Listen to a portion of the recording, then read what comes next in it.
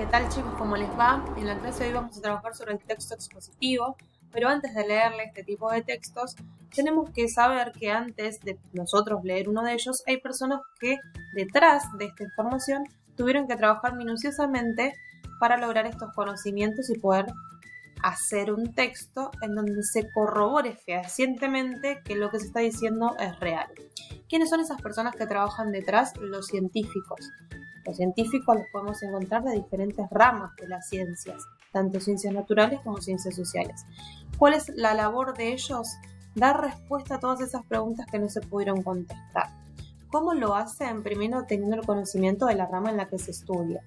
Una vez que ellos tuvieron esos conocimientos, lo que hacen es generar hipótesis, que las hipótesis son supuestos que se comprueban o no a través de la experimentación o la investigación de campo, dependiendo de la rama en la que se estudie.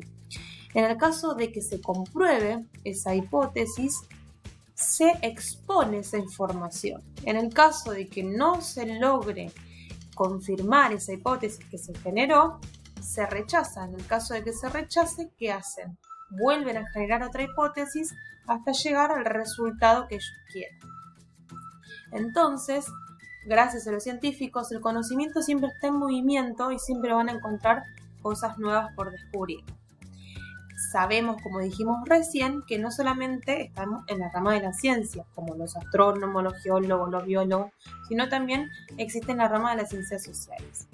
Entonces, a continuación, lo que yo les voy a preguntar es, ¿qué significa para ustedes exponer? ¿Cuál sería una definición de exponer algo? Sería demostrar algo de lo cual yo estudié minuciosamente para que pueda llegar a otras personas. Así que, a continuación, lo que vamos a hacer es leer el siguiente texto expositivo y vamos a ver cuál es la estructura y organización que tiene para que llegue al lector de una manera correcta y que esa información sea de una fuente confiable. A continuación la vamos a leer. Bien, vamos a comenzar la lectura. La ruta de las especias.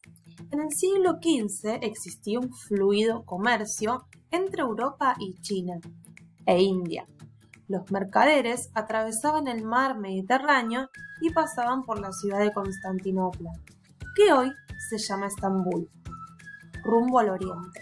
Los comerciantes europeos iban en busca de especias, sedas y otras mercancías. Las especias son condimentos como la pimienta, el azafrán, la canela y otras plantas. Eran particularmente valorados en aquel tiempo, porque no se podían conseguir en Europa. En 1453, los turcos, un pueblo de Asia Menor, tomaron Constantinopla e impidieron el tránsito hacia los países orientales. Entonces, los europeos tuvieron que buscar nuevas rutas. Los navegantes portugueses se aventuraron a rodear África para llegar a India, pero el viaje era peligroso y largo. Las ideas de Cristóbal Colón. Cristóbal Colón nació en Génova, Italia, en 1451. Comenzó a navegar desde muy joven. Al tener más experiencia y avanzar en sus estudios sobre los mares, consideró la idea de llegar a India viajando hacia el oeste. Colón pensaba que la Tierra tenía una extensión mucho menor de la que en realidad posee. Por eso, creía que era posible hacer un viaje en barco, sin interrupciones y alcanzar Asia. Acá vemos a Cristóbal Colón, luego de meses de travesía, y sus compañeros desembarcando en América. Bien, lo último que vamos a leer, la llegada de los españoles a América. El 3 de agosto de 1492, Cristóbal Colón partió del puerto de Palos, ubicado en el sur de España. La expedición contaba con 3 naves, 2 carabelas, la Niña y la Pinta, y una nao, la Santa María. Luego de 2 meses de agotadora travesía, el 12 de octubre de 1492 avistaron tierra. Ese primer viaje, Colón y sus marineros desembarcaron en varias islas del Caribe. Él llamó a sus habitantes indios, porque creyó que había llegado al continente asiático, al que los europeos de la época denominaban las Indias. El 25 de diciembre, la Santa María encalló en una de las rocas en la Española, la isla en la que actualmente se halla República Dominicana. La nave quedó inservible. En sus restos, los marineros construyeron el primer poblado europeo en América, el Fuerte Navidad. Allí se quedaron 39 hombres, mientras que Colón regresó a España con las otras 2 naves. En años siguientes, el marino realizó 3 viajes más a América, pero murió en 1506, sin saber que no había llegado a Asia, sino a un continente desconocido, hasta entonces en Europa. Bien. Una vez que nosotros leemos el texto, tenemos que saber, como dijimos recién, que el texto expositivo explica de manera sencilla ideas o temas de los distintos campos de la ciencia, como la historia, la biología, la astronomía y demás. En estos textos encontramos palabras que pertenecen a un vocabulario técnico propio de cada disciplina científica y que se definen para que el lector pueda entenderlo mejor. Por ejemplo, en el caso de las ciencias naturales vamos a encontrar palabras como vertebrados, ambiente, columna vertebral y demás. En el caso de este texto expositivo que leímos recién, esas palabras las podemos encontrar en el glosario, que son las palabras más importantes de este tema. Por ejemplo, carabela, encallar, mercader, nao, ¿de acuerdo?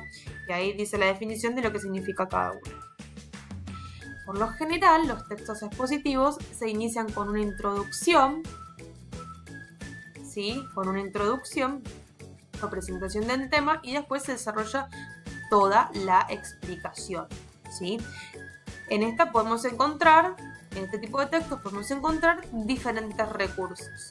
Uno de esos recursos es la cronología, en donde se presentan los hechos en un orden temporal. Esto sucede, por ejemplo, en los textos de historia, ¿sí? En este caso no lo encontramos acá. Después, otro recurso que podemos encontrar en un texto expositivo sería una clasificación. Es cuando se agrupan los elementos según sus características comunes. Por ejemplo, los vertebrados se clasifican en peces, reptiles, aves, mamíferos, ¿sí? Ese es otro recurso. También tenemos una descripción, que es cuando se presentan las cualidades de los fenómenos que se explican, ¿sí? Esto lo podemos observar por acá. Después tenemos ejemplos que ilustran las ideas que pueden resultar más complejas. Cuando hay algo difícil de explicar, siempre se da un ejemplo en este tipo de textos. Y bueno, estos recursos se combinan dentro de un mismo texto. Entonces, muchas veces, al final de los textos expositivos, se incluye un cierre de tema mediante un resumen o una conclusión, ¿sí? Por último, tenemos que ver cuáles son esos elementos que acompañan a este tipo de textos. Yo los puedo observar a simple vista. Esos elementos que acompañan al texto se llaman paratextos y son elementos que no pertenecen al texto en sí, pero que agregan datos y completan o aclaran la información principal.